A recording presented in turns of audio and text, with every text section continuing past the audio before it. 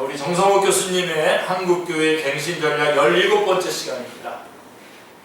진정한 기독교의 정체성을 확인하고 회복하라 라고 하는 제목의 말씀입니다. 오늘날 위기에 처한 한국교회를 새롭게 갱신하고 개혁하기 위해서 가장 시급하게 실천되어야 할 전략들 중에 하나는 진정한 기독교의 정체성이 무엇인지를 확인하고 그것을 회복하기 위해 최선의 노력을 다하는 것입니다. 오늘날 한국교회의 위기는 간단하게 말해서 정체성의 위기입니다.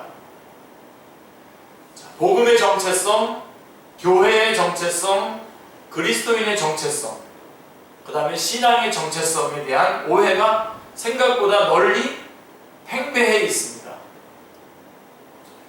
한국교회가 경험하고 있는 정체성의 위기를 좀 더 자세히 들여다보면 그 근저에는 기독교란 과연 무엇인가? 라고 하는 질문에 대한 오해가 자리 잡고 있습니다. 자, 기독교란 무엇인가? 기독교의 존재 목적과 이유가 무엇인가? 여러분 이거 다 대답하실 수 있어야 돼요.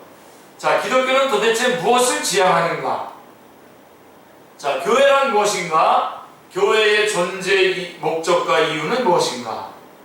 교회는 도대체 무엇을 지향하는 공동체인가? 자, 또 그리고 그리스도인은 누구인가?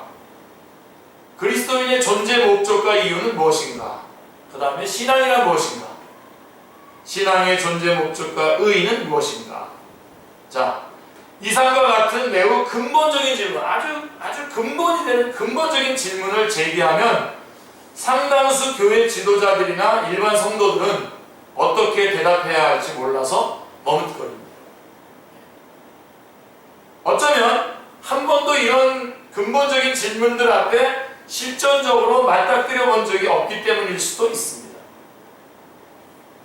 어떤 사람은 그런 질문을 던지는 사람이 오히려 불온한 사람이라고 오해하거나 치부해버리고 말아버립니다.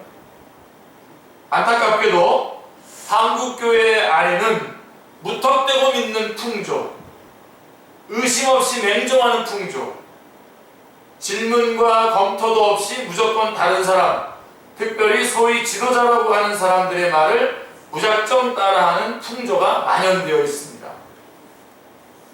이것이 그러한가 하여 사도행전 17장 11절을 보면 그것이 그러한가 하여 날마다 성경을 상고했다라고 말씀하고 있어요. 이런 그 날마다 성경을 상고하는, 그래서 이것이 그런가 아닌가를 찾아보는 그런 정신을 찾아보기가 어렵게 되었다는 것입니다. 자, 이런 상태에서는 건강한 기독교, 성숙한 교회, 완숙한 그리스도인, 균형 잡힌 신앙을 기대할 수 없습니다. 그렇다면 오늘날 한국교회 내에 팽배해 있는 기독교의 정체성에 대한 오해는 어떤 모습을 띠고 있습니까? 무엇보다 어떤 사람들은 기독교가 세상의 다른 종교들과 같은 차원에 있는 하나의 종교라고 생각합니다. 이게 이제 우리도 오해를 하고 있는 부분들이 바로 이 부분인데요. 그래서 기독교도 다른 종교들처럼 종교적인 지도자로서의 사제계급, 종교적 교리와 윤리체계, 그리고 다양한 종교적인 예식을 갖추고 있는 하나의 종교적 시스템 내지는 조직이라고 생각합니다. 그러니까 여러분 교회는 건물이 아니고 조직이 아니고 사람들이 교회지 않습니까? 근데 우리 그리스도인들조차도 이 조직이 교회인 것처럼 착각하는 경우들이 많습니다. 그러니까 다른 종교와 같은 그런 어떤 시스템을 교회라고 생각하는 그런 오해를 하고 있는 경우가 많습니다. 물론 존교학이라고 하는 학문 분과가 있어서 기독교를 다른 종교들과 비교한 선상에서 학문적으로 연구하는 것이 통례로 되어 있습니다.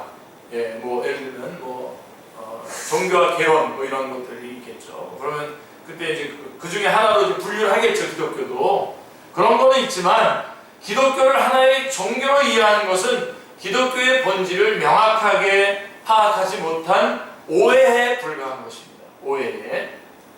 자, 기독교의 본질은 어떤 종교적 시스템이나 제도가 아니라 살아계신 주님이신 예수 그리스도와의 인격적, 유기적 관계입니다. 다시 말하면 기독교의 본질은 하나님의 아들 예수 그리스도와의 인격적, 유기적 관계 맺음입니다. 예수 그리스도와의 관계를 맺는 것, 그것이 기독교죠. 영어로 기독교를 크리스천이티라고 하죠. 이 말은 그리스도를 뜻하는 크라이스트에서 나왔습니다. 그리고 그리스도에 속한, 그리스도적인, 그리스도와 같은, 그리스도를 닮은, 그리스도를 따르는 이란 뜻의 크리스천이라는 단어로 확대된 후에 그것이 추상명사화 된 것이 크리스천이티, 기독교라고 하는 말씀입니다. 결국 기독교의 본질과 정체성은 바로 예수 그리스도와의 유기적, 생명적 관계임이 드러납니다. 그러니까 예수님 없는 기독교는 없죠. 우리가 꼭 기억해야 할 것은 그리스도와의, 이 예수 그리스도와의 살아있는 관계가 어떤 제도나 교훈이나 의식으로 표현될 수는 있지만 어떤 종교적 제도나 교훈이나 의식 자체가 기독교의 본질일 수는 없다는 것입니다.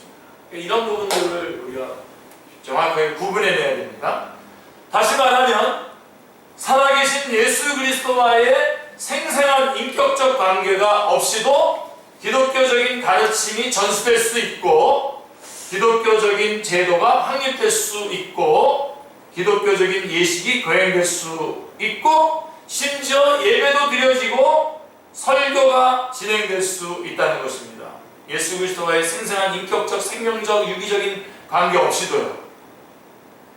그러나 살아계신 예수 그리스도와의 생생한 인격적 관계가 없이 이루어지는 가르침, 제도, 예식, 예배, 설교, 목회는 본질상 기독교적인 것이 아닙니다.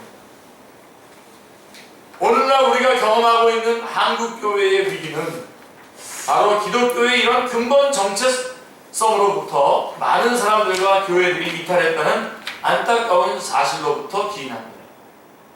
우리는 기독교의 정체성을 재확인해야 합니다.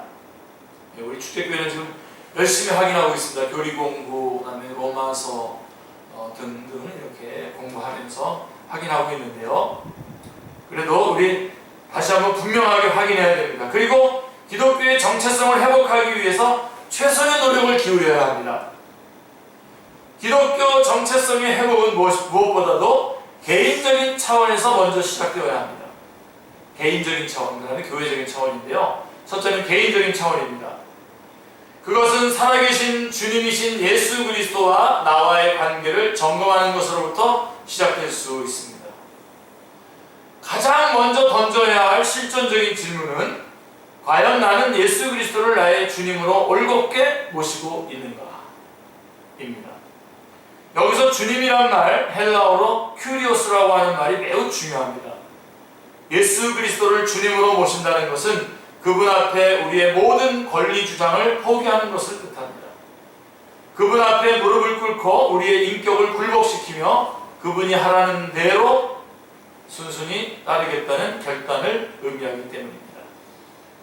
자, 좀 더 드라마틱하게 표현을 한다면 주님 뜻대로 하시옵소서, 주님의 처분대로 따르겠습니다 라고 진심으로 고백하는 것을 의미하기 때문입니다. 선한 주인이신 예수 그리스도의 신실한 종, 헬라어로 둘로스입니다. 둘로스. 신실한 종, 둘로스로 신실한 종이 되겠다는 결단이기 때문입니다.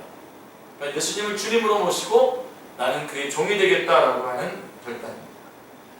놀라운 것은 우리가 예수 그리스도를 주님으로 고백하고 우리 자신을 그분의 종으로, 노예로 인정할 때에 주님은 오히려 우리를 하나님 아버지의 자녀로, 당신 자신의 신부로 대우하시기 시작한다는 사실입니다. 예수 그리스도와 우리 사이의 주정의 관계가 폐기되지 않지만 단순한 주정관계를 넘어서는 새로운 차원의 풍성한 인격적 관계가 시작된다는 것입니다. 이렇게 우리의 큐리오스, 주님이죠. 큐리오스이신 예수 그리스도와 인격적으로 관계를 맺는 것이 바로 기독교의 본질이요 정체성입니다. 이게 기독교입니다. 우리 개인은 이것을 바꿔야 됩니다. 예수님과 나와의 유기적인 관계일 뿐만 아니라 그것은 예수님을 나의 큐리오스로 모시는 것이어야 한다는 거죠. 그래서 이 주님과의 관계가 바르게 맺어지면 우리의 삶은 그리스도에 속한 그리스도적인, 그리스도와 같은, 그리스도를 닮은, 그리스도를 따르는 삶으로 드러나게 될 수밖에 없습니다. 자, 기독교 정체성의 회복은 교회 공동체의 차원에서도 반드시 이루어져야 합니다. 개인적으로도 이루어지고 교회도.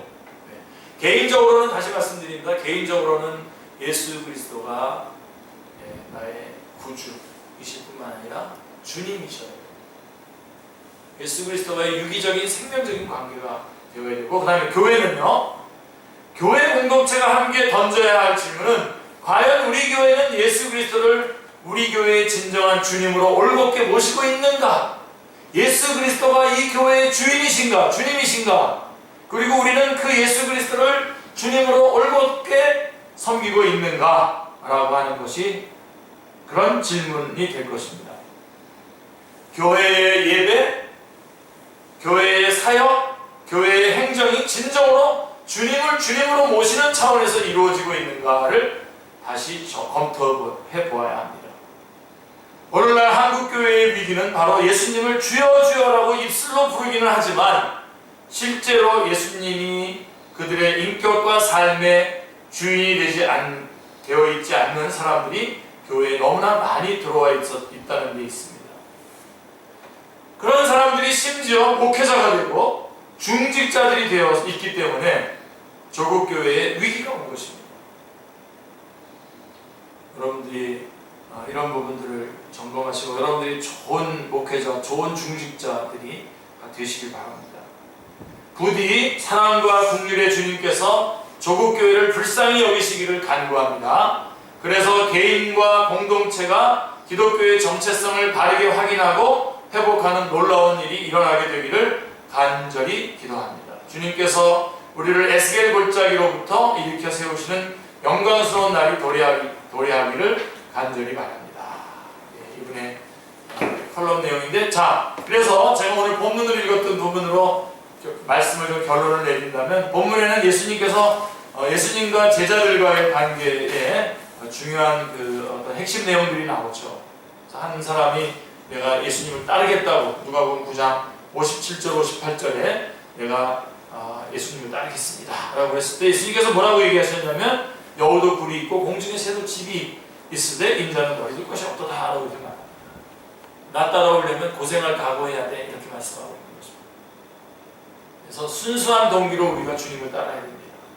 순수한 동기로. 그 다음에 이제 제가 말하고 싶은 부분은 이제 오늘 이 정성욱 교수님의 교회 갱신 전략과 연결해서 59절에 보면, 또 다른 사람에게 나를 따르라 하시니 그가 이르되 나로 먼저 가서 내 아버지를 장사하게 허락하옵소서. 이르시되 죽은 자들로 자기의 죽은 자들을 장사하게 하고 너는 가서 하나님의 나라를 전파하라 하시고, 이렇게 말씀하고 있습니다. 그래서 생애 우선권, 우리의 모든 우선권이 주님이셔야 한다라고 하는 것을 다시 한번 우리가 확인하기 바랍니다. 그리고 61절부터 62절에는 뒤로 돌아서서 다시 제자의 길을 내서 다시 돌아서는 것을 뒤로 후퇴하는 것을 주님이 원치 않으신다라고 하는 것을 우리가 배울 수 있습니다. 여러분, 우리가 예수님과의 관계에서 예수님이 나와 생명적인 관계에 놓여 있을 뿐만 아니라 내가 예수님의 종, 예수님이 나의 주님이셔야 관계가 형성되어야 되고, 교회도 바로 우리 교회를 갱생하겠다는 게 아니라 교회도 모든 예배, 모임, 그 다음에 또 사역, 그 다음에 그 어떤 것이든지 교회 안에서 진행되는 모든 것들이 가장 예수 그리스도가 주님이신 채로 이 올곧게 모든 것들이 진행되고 회복되고 세워져야 됩니다.